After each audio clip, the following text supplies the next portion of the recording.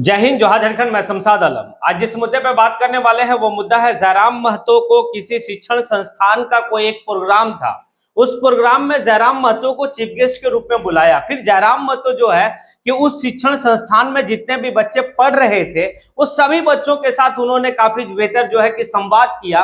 और इस संवाद के दरमियान में जो है कि जयराम महतो ने उन बच्चों को गुरु मंत्र भी दिया कि आप अपने जीवन में कैसे सफल हो सकते हैं। जयराम महतो अपना कुछ उदाहरण देके अपने बारे में बता के कि किस कठिनाई से जो है कि हम यहाँ तक पहुंचे, वो सारी बात जो है कि जयराम महतो ने उन आने के छात्रों के साथ किया और छात्रों को जो है कि एक मोटिवेट किया। चलिए चलते और सारी बात को विस्तार रूप से समझते हैं कि उस शिक्षण संस्थान में जब चीफ गेस्ट के रूप में गए जयराम महतो तो किन किन बातों को जो है कि उन्होंने जो है कि छात्रों के साथ किया, क्या उनको जो है कि मैसेज दिया। तो यहाँ पर उन्होंने जो है कि सबसे पहले एक बात कहा कि आपको कामयाब होने के लिए पहले तपना होगा। जिस तरीके से हम तपे हैं, क्योंकि जयराम महतो कहते हैं कि एक अवसर मिलता है, एक प्लेटफॉर्म मिलता है। देखिए प्लेटफॉर्म आपको यहाँ के शिक्षक, यहाँ के जो शिक्षिकाएं हैं वो आपको प्लेटफॉर्म दे रहे हैं, बता रहे हैं। इसी तरीके से हमें भी एक प्लेटफॉर्म मिला था।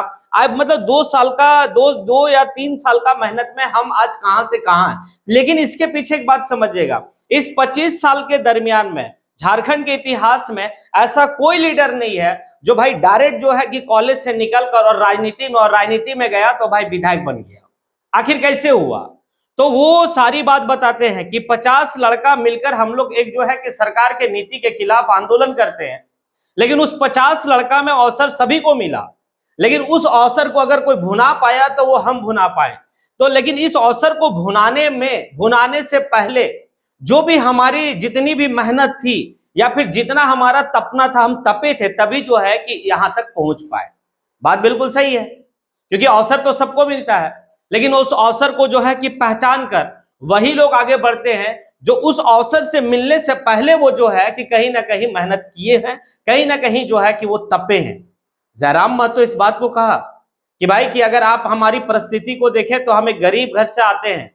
हालांकि वो मिडिल क्लास बोले, लेकिन उस क्लास को मिडिल क्लास नहीं कहा जाता है। अब जयराम महतो जो है कहते हैं कि एक ही साल में अगर हमारे पिता और हमारे दादा दोनों की देहांत हो जाती है और हमारी उम्र महज 1.5 से 2 साल है, और वहां से निकलकर क्या हम सोच सकते थे कि कभी हम जो है कि विधायक बनेंगे या कभी हम जो है कि कोई पार्टी का गठन करेंगे और वो पार्टी का जो है कि किसी मतलब झारखंड का क्या कह सकते कि एक बड़ी पार्टी बनेगी, झारखंड का एक बड़े काफी चर्चित पार्टी बनेगी।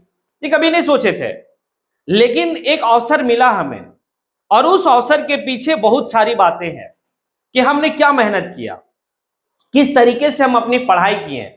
आज अगर हम जो है कि सारी बात कर पा रहे हैं, सदन में जो है कि एक बात को उठा रहे हैं, तो वो हमारा पढ़ाई का देन है। ये बात तो सही है कि जयराम महतो जो है कि इतना मुशक्कत करके जो है कि वो पढ़ाई किए, तभी वो जाके सारे चीज को बारीकी से देखे, मेहनत किए, लगन उनका लगा रहा, तब जाके वो राजनेता बने। ये बात तो तय है। अब इसी दरमियान में जयराम महतो बच्चों को भी कहते हैं कि आपका जिस दिन इंतजार लोग करने लगेंगे, यानी कि वेट करने लगेंगे, 2 वेट का बारे, एक वेट तो इंतजार करना, दूसरा वेट आपका शरीर का वेट। बोला शरीर का वेट नहीं, जिस दिन आपका लोग जो है कि समय का इंतजार करेंगे उस दिन आप कामयाब हो जाएंगे। उन्होंने एक एग्जाम्पल दिया कि आपके यहां मैं चीफ गेस्ट हूं, अगर एक बात बताइए, क्या मैं नहीं अभी अगर आधा घंटा 1 घंटा अगर लेट से पहुंचता, एक बात बताइए, क्या आप लोग प्रोग्राम स्टार्ट कर लेते हैं?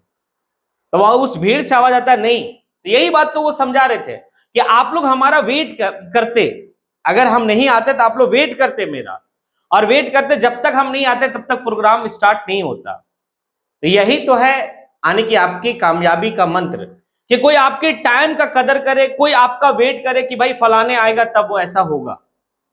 ये सारी बात जो है कि उन बच्चों के साथ जो है कि जयराम महतो ने काफी बेहतर तरीके से संवाद किया, काफी बेहतर तरीके से उन सभी छात्रों को समझाने का कोशिश भी किया। और हमें लगता है कि जयराम महतो जो है कि काफी बेहतर तरीके से समझा लेते हैं, चाहे वो बच्चा है या फिर जो है कि झारखंड के युवा या झारखंड के लोग जो भी हैं। अब यहाँ पर जयराम महतो जो है कि ये भी कहते हैं कि झारखंड में अगर सबसे ज्यादा अगर कोई अभी वर्तमान के टाइम में अगर कोई चर्चा किसी का है तो वो है टाइगर जयराम महतो। खुद जयराम महतो इस बात को कह रहे हैं। क्या सच में? तो अगर टटोल कर देखा जाए तो वाकई में जयराम महतो जो है कि बजट सत्र से पहले झारखंड में चर्चा का विषय तो था ही।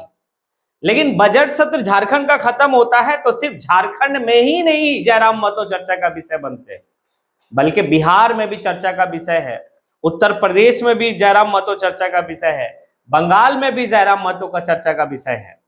अब यहां पर देखिए कैसे जो है कि झारखंड के साथ साथ अन्य भी प्रदेशों में चर्चा का विषय है। जयराम महतो तो इस बात को कहा कि भाई पूरे झारखंड में जो है जयराम महतो को चर्चा है, लेकिन जयराम महतो का बजट सत्र के बाद सिर्फ झारखंड ही नहीं और भी प्रदेशों में, क्योंकि जो कॉन्फिडेंस लेवल जयराम महतो ने ये दिखाया इस बजट सत्र में वो अपने आप में जो है कि तारीफे काबिल था।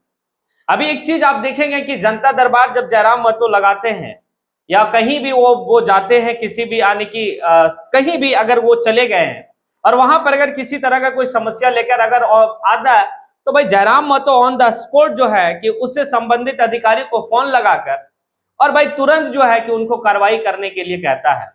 अभी हालिया दिनों में जो है कि एक मामला जो है कि रामगढ़ जिला का यानी कि मांडू विधानसभा का एक मामला जो आगजनी वाली आप देखे थे कि कैसे खनन के दरमियान में जो है कि आग लग गया, उसके बाद जो वहां पे आउटसोर्सिंग कंपनी थी वो मतलब इसके ऊपर कोई ध्यान नहीं दी।